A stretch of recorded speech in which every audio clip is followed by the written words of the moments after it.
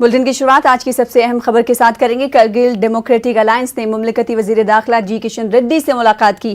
खित्ते की सियासी मुस्तकबिल और मुताल्लिका खद्दोखाल को लेकर बातचीत हुई। अलायंस ने दफा 370 और 35A की बहाली का मुतालबा किया है। इन्होंने कहा कि अगर जम्मू कश्मीर को रियासत का दर्जा दिया जाता है तो फिलहाल लद्दाख को भी मुकम्मल रियासत का दर्जा दिया जाए।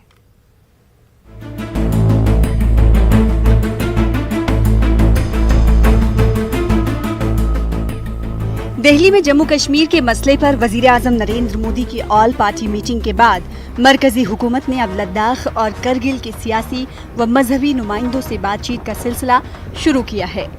वजारत उमूर दाखिला के दफ्तर बुलाकर इन नुमाइंदों से खुशगवार माहौल में हुकूमत ने तफसीली गुफ्तगू की। करगिल की मुख्तलिफ तंजीमों के नुमाइंदों ने करगिल डेमोक्रेटिक अलायंस के बैनर तले मुमलिकती वजीर दाखिला को बताया कि दफा 370 के खात्मे के बाद आम शहरियों के मसाइल काफी बढ़ गए हैं। जमीन की हक़ मिल्कियत का मसला भी किशन रेड्डी के सामने रखा गया। डेमोक्रेटिक अलायंस के सेक्रेटरी ने मीटिंग के बाद बताया कि जम्मू कश्मीर में रियासत का दर्जा देने की बात की जा रही है। ऐसे में फिलहाल लद्दाख को भी मुकम्मल रियासत बनाया जाना चाहिए ताकि लोगों के मसाइल दूर हो सके। क्लियर दो एजेंडा थे, restoration of article 370 and 35A and second full fledge statehood for Ladakh. तो इन दोनों इश्यूज पे थॉरोली तकरीबन 2.5 घंटा ऑनरेबल होम मिनिस्टर साहब ने हमारी बातें सुनी, डेलिब्रेशंस की, और इसके बाद इन्होंने कहा ये फर्स्ट मीटिंग है, it is just a beginning. तो होपफुली इन सारी चीज़ों पे सेकंड मीटिंग में इसके बाद भी कंक्रीट मीटिंग करेंगे। जो ले वालों ने 6 शेड्यूल है बाकी मसला उठाया है, अगर वो 6 शेड्यूल की बात करते हैं तो उसके अंदर तो कुछ है नहीं है, क्योंकि यूटी को हमने करगिल ने कभी नहीं माना है। करगिल हमेशा डिवीजन के खिलाफ रहा है कि हमारा यही पहला बात रखा है कि इस स्टेट को रिस्टोर करें, फिर हमारे असली स्टेट के पोजीशन को रिस्टोर करें, यूनाइटेड स्टेट को जो है, क्योंकि हमारा अलायंस के मेंबरान ने कहा कि वो जम्मू कश्मीर रियासत का बंटवारा नहीं चाहते, लेकिन मामला अदालत में है। उसका हल निकलने में कितना वक्त लगेगा उसका कोई पता नहीं। ऐसे में लद्दाख को फिलहाल मुकम्मल रियासत का दर्जा दिया जाए। इनका कहना है कि खुसूसी हैसियत बरकरार रहने से मुलाजिमतों के मामले में करगिल और लेह दोनों इलाकों के लोगों को फायदा मिलेगा। इन्होंने आगे भी मुशावरत और राबतों का ये सिलसिला जारी रहने की उम्मीद की है। इन्होंने मजीद कहा कि करगिल के दिगर नुमाइंदों ने भी खित्ते की पहली वाली पोजीशन बहाल करने की मांग रखी है। हमारे जमहूरी हुकूक जो थे उसको एक प्रोटेक्शन दे रहा था 35 है, चाहे हमारे एम्प्लॉयमेंट इश्यूज़ हो, चाहे हमारे जो ज़मीन के इश्यूज़ हो, चाहे हमारे फ्यूचर सिक्योरिटी के इशू, हमारे आइडेंटिटी हो, हमारे कल्चर हो। हमने इनको यही कहा कि हमारी लोगों की चाहत यही है कि उस चीज़ को रेस्टोर करें। कि अभी ये सब जुडियस है, सुप्रीम कोर्ट में इस बार केस चल रहा है, पता नहीं कितने साल लगे, लेकिन इसको देखकर हमने ये भी नहीं करना है कि अपनी फ्यूचर स्ट्रेटेजी को भी देखना है। हमने इनसे डिमांड किया कि लद्दाख के लिए एक सेपरेट जो है स्टेटहुड बनाया जाए, ताकि लद्दाखी अपने ऊपर खुद गवर्न करे, अपने लेजिस्लेचर्स खुद करे, हमारी अपनी एग्जीक्यूटिव हो, हमारी अपनी जुडिशरी हो। हम हमेशा जो है यूटी के खिलाफ रहा है, बल्कि आज भी हम यूटी के खिलाफ हैं। हम चाहते हैं कि हमको रियासत जम्मू कश्मीर से के साथ मिलाया जाए, 370 35A को फिर रिस्टोर किया जाए, क्योंकि 370 और 35A में वो सारी चीज़ें, वो सारे प्रोटेक्शन जो हमें थी वो हमें किसी और चीज़ में हमें नहीं मिल सकती है। जिन्होंने यूटी की डिमांड की थी, आज वो लोग भी जो है इस यूटी से उग गए हैं, वो लोग भी जो है लेजिस्लेचर विथ यूटी के डिमांड कर रहे हैं। तो हमारा गवर्नमेंट से यही मुतालिबा है कि चूँकि ये सब जुडिस है, इसलिए अगर गवर्नमेंट सीरियस है लद्दाख के बारे में, सिंसियर है, तो हमें फुल फ्लेज जो है एक स्टेट जो है लद्दाख को बनाया जाए। हमने भी कहा और ऑनरेबल मिनिस्टर ने भी कहा कि ये पहली मुलाकात ज़रूर है, लेकिन आखिरी मुलाकात नहीं है। मुलाकातों का सिलसिला आइंदा भी चलता रहेगा और हमने यही कहा कि डायलॉग से ही सारे मसाइल का हल होगा। हमने रिक्वेस्ट की ऑनरेबल मिनिस्टर से, चूँकि हमारी एक बैटल जो लीगल बैटल है 370 को लेकर वो चल रही है, लेकिन अब चूँकि गवर्नमेंट ऑफ इंडिया ने ये कहा है कि हम जम्मू कश्मीर को बहुत जल्दी स्टेटहुड देंगे, तो हमने रिक्वेस्ट की है कि आप जम्मू कश्मीर की तर्ज पे लद्दाख को भी स्टेटहुड दिए। तो ये थे सज्जाद करकली जो जमअतुल उलमा कारगिल की नुमाइंदगी कर रहे थे। वो बता रहे थे कि वो चाहते हैं कि 370 बहाल हो, 35A बहाल हो, और साथ ही साथ वो लोग ये चाहते हैं कि अगर रियासत जम्मू कश्मीर के साथ वो लोग नहीं जा सकते तो फिर लद्दाख को भी मुकम्मल रियासत का दर्जा दिया जाए। कैमरामैन गौरव गिरी के साथ Khurram Shahzad, news 18 Delhi.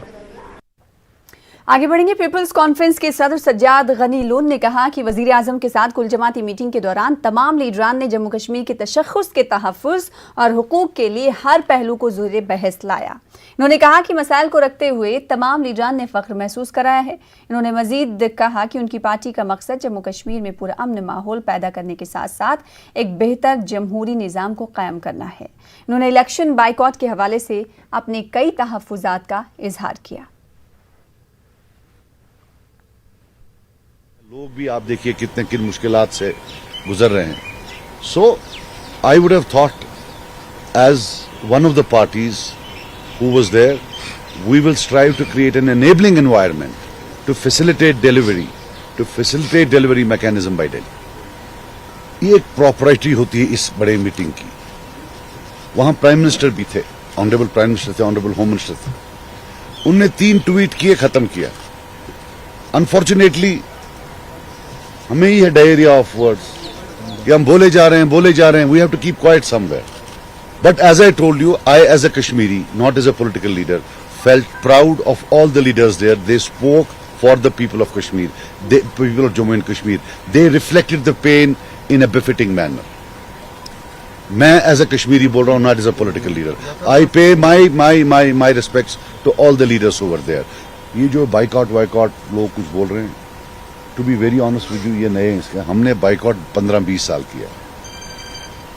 What if it's a trap to scare away all the good people and get their own people? Think of it for a moment, it might be a trap. That's all I can say. I am not saying it's a trap under any circumstances. हम या तो लड़ेंगे तो मैं भी लड़ूंगा। ऐसा कुछ नहीं है कि मैं बाकियों से अहम हूं कि मैं नहीं लड़ूंगा लेकिन ये लोग लड़ेंगे, बिकॉज हम सब देखो ना एक हैं। I am not more moral than them, I am not superior to them. अगर कोई चीज मेरे लिए हराम है, इनके लिए भी हराम है। कारकुनान और जिला गांधरबल के सियासी लीडरों ने मरकज के फैसले का खैर मकदम किया है। हुकूमत की हिदायत पर हदबंदी कमीशन यूटी का दौरा करने वाला है। इन्होंने कहा कि इलेक्शन के लिए राह हमवार करने और अपने नुमाइंदों को चुनने के जमहूरी अमल में अवाम की शिरकत को यकीनी बनाने के लिए मरकज की तरफ से ये अहम कदम होगा। न्यूज़ 18 उर्दू ने इस मामले पर मुख्तलिफ पार्टियों से मुंसलिक लीडरान और समाजी कारकुनान से बात की। सरकार बनेगी, लोगों की नुमाइंदगी होगी, लोगों की बात सुनी जाएगी। देर आई दुरुस्त आई थी, काफ़ी पहले होना चाहिए था, ये काफ़ी देर से हुआ। तो जम्मू कश्मीर के लोग जो है इस इंतज़ार में थे कि यहाँ सरकार बने, यहाँ जमहूरी निज़ाम कायम हो और लोगों को एक मौका मिले जमहूरियत का जो है इज़हार करने का और जमहूरियत पे अमल करने का। कहीं ऐसा ना हो कि ऐसी कॉन्स्टिट्यूंसीज़ को रिज़र्व किया जाए जिसमें पॉपुलेशन के हवाले से कोई माइनॉरिटी में हो, 10%, 15% माइनॉरिटी में हो और बाकी पॉपुलेशन को इग्नोर करके और 15% पॉपुलेशन को रिज़र्व किया जाए। 3 सालों से यहाँ पर एक ऐसा माहौल बनाया कि मुझे लगता है कि कहीं दूर दूर तक हमें इलेक्शन का माहौल ही नजर नहीं आ रहा है। कश्मीर में आप देखते हैं किस तरह यहाँ पर नौजवान सुसाइड कर रहे हैं, किस तरह दरियाओं में छलांगे मार रहे हैं। इसके लिए सबसे बड़ी जो जिम्मेदारी ये है कि वो इकोनॉमिक डिप्रेशन है। यहाँ बेरोजगारी बहुत बढ़ गई है। जो जेन्युइन डिमांड्स होंगी तो उनको कंसिडर किया जाए, चाहे जम्मू से या कश्मीर से, दोनों खित्तों से बैलेंस होना चाहिए और जहाँ जहाँ पे कमी पेशी है वो पूरी होनी चाहिए। डिलिमिटेशन का प्रोसेस वो फेयर होना चाहिए और ट्रांसपेरेंट तरीके से होना चाहिए। पंथर्स पार्टी के चेयरमैन हर्षदेव सिंह ने कहा है कि हदबंदी कमीशन को अपना काम जल्द मुकम्मल करके जम्मू कश्मीर में असेंबली इंतखाबात के लिए राह हमवार करनी चाहिए। उन्होंने कहा कि लोग बेसब्री से अपनी मनपसंद सरकार मुंतखब करने के मुंतजिर हैं।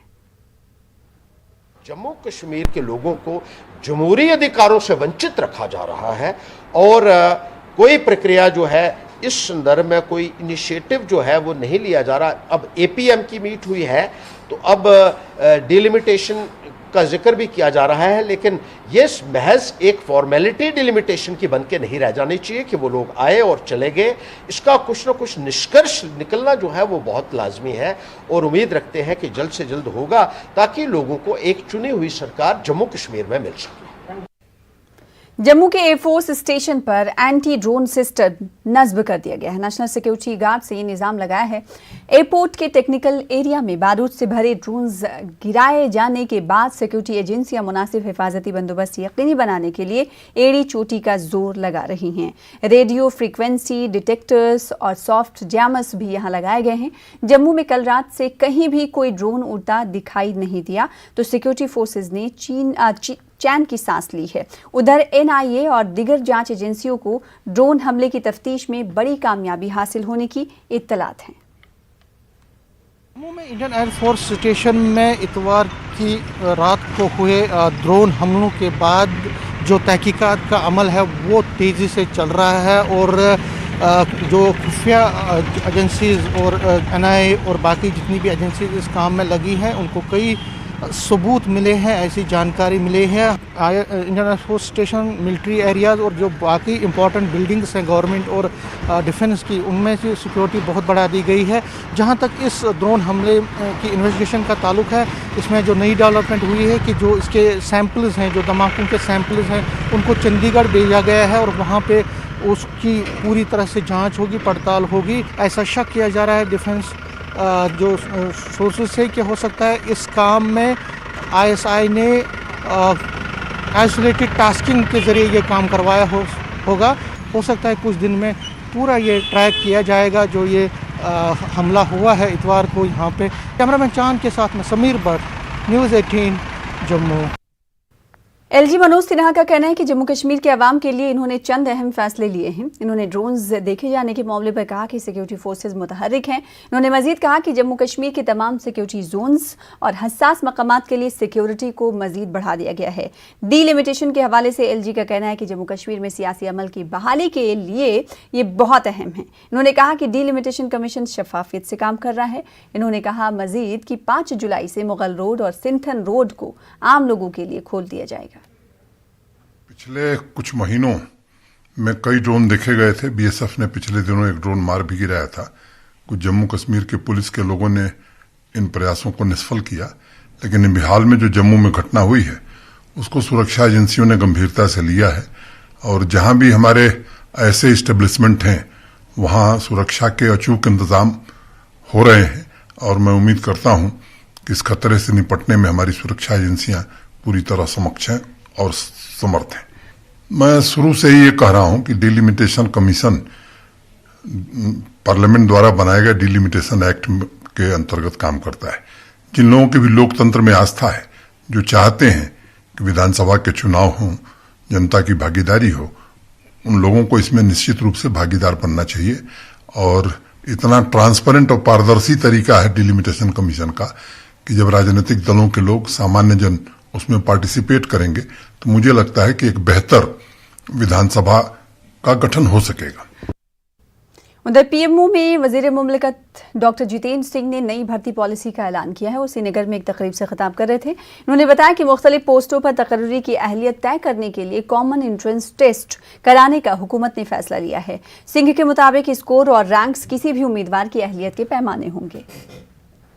Taken a revolutionary decision. There will be only one test and the center will be available in each of these districts, at least one center. So you will have at least one center in each of the 20 districts of Jammu and Kashmir.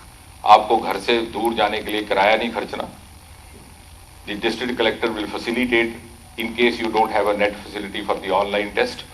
आपकी एक eligibility list बनेगी. This is inspired by the same thought as you have NEET for the medical or you have this पहले AIEEE होता था, आजकल IIT JEE है common, उसके बाद काउंसलिंग होती है। तो एक हम लिस्ट बना लेंगे, merit list. We have set up a national recruitment agency for that, NRA। Secretary has been appointed, chairman is to be appointed very shortly. और that list again will be valid for 3 years, ताकि आपको 3 साल फिर और कोई इम्तहान देने की जरूरत नहीं है, ना पैसा खर्चना, न जद्दोजहद करनी। You will know where your ranking is. और जब भी कोई नई पोस्ट निकलती है किसी नए डिपार्टमेंट में, नए विभाग में, you apply depending on your ranking. The employer and the employee will have a very transparent way of recruitment. अपनी पार्टी की यूथ विंग के कारकुनों ने बढ़ती बेरोजगारी के खिलाफ जम्मू में मुनफरिद अंदाज में एहतजाज किया। हुकूमत के खिलाफ नाराजगी का इजहार करते हुए सब्जियां फरोख्त की। इन्होंने कहा कि तालीम याफ्ता बेरोजगार नौजवानों के लिए हुकूमत कुछ करने में नाकाम हो गई है। इन्होंने मुख्तलिफ सरकारी महकमों में खाली पड़ी 1,50,000 के करीब आसामियों को पुर करने की मांग भी की। आज हम लोगों ने यहाँ बीटेक वाली सब्जी बेची है, LLB वाले आलू बेचे हैं, MBA वाले कड़म बेचे हैं और सारे जो 7 डिपार्टमेंट में 1.5 लाख से ज़्यादा पद जम्मू कश्मीर में खाली पड़े हैं, उन्हें भरने के लिए सरकार से अपील की है। और हम लोग LG एडमिनिस्ट्रेशन से अपील करते हैं कि जो 1.5 लाख से ज़्यादा पद जम्मू कश्मीर में खाली पड़े हैं उन्हें जल्द से जल्द भरा जाए।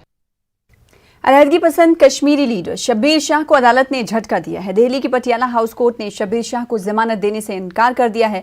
मनी लॉन्ड्रिंग मामले में शब्बीर शाह को राहत नहीं मिली है। अदालत ने कहा है कि शब्बीर शाह पर लगाए गए इल्जामात की नौयत और मुजरिमाना माजी को देखते हुए जमानत नहीं दी जा सकती। इससे कबल आज दिन में शब्बीर शाह की जमानत की दरखास्त पर दिल्ली की पटियाला हाउस कोर्ट ने फैसला महफूज कर लिया था।